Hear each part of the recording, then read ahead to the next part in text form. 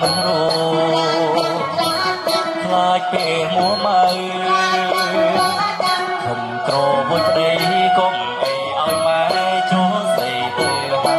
យអ្នកប្រងសងវិនកុំអាលកៃអិនឲ្យតែប្រងស្និទ្ធនោះសណាហើយ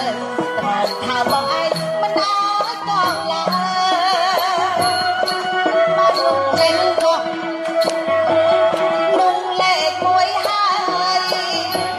ធាត់មិនដូចខ្មោចប្រងសងណាហើយបានមកជប់អូ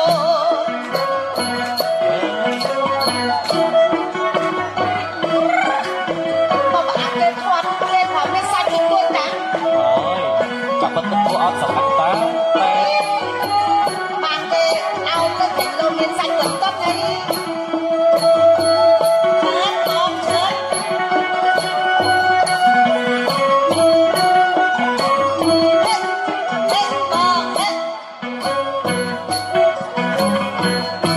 បងសូមសួស្ដីញ៉ាំអីបានផុតសាច់ដើមត្រលំមុខស្រស់ញញឹមសាច់ត្រចាំ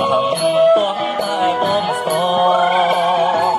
ខ្លាចគុំមិនរួចខ្លាចពេលខ្លាចពេលមកមកខំក្រមួយប្តីកុំអីឲ្យម៉ែចូលស្ដីឯងហើយអ្នកប្រងសងវិនកុំអាលកៃអិនអ្នកឲ្យតែប្រងសិទ្ធនោះសំណាងហើយខ្នងថាបងឯងមិនអើយកងឡើយ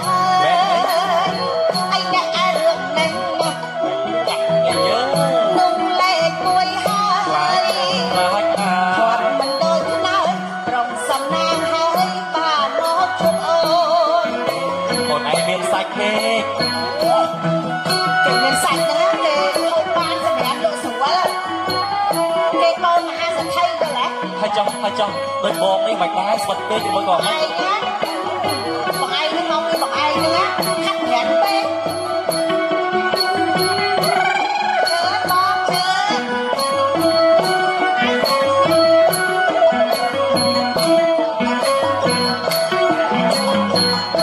បងសូមសួស្ដីញ៉ាំអីបានផុតនេះសាច់ដើមត្រលំមុខស្រស់ញញឹមសាច់ត្រចាំទាស់តែបងស្គាល់ខ្លាចគុំមិនរួចខ្លាចពេលមួម៉ៅ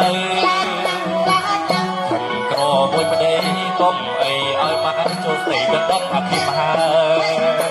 ម៉ែនិយាយបងអ្នកប្រងសងវិនកុំអាលកៃអិនអ្នកឲ្យតែប្រងសិទ្ធនោះសំណាងហើយខ្នងថាបងឯងមិនអើយកងឡើយឯយ៉ាមករឿងនេះណោះ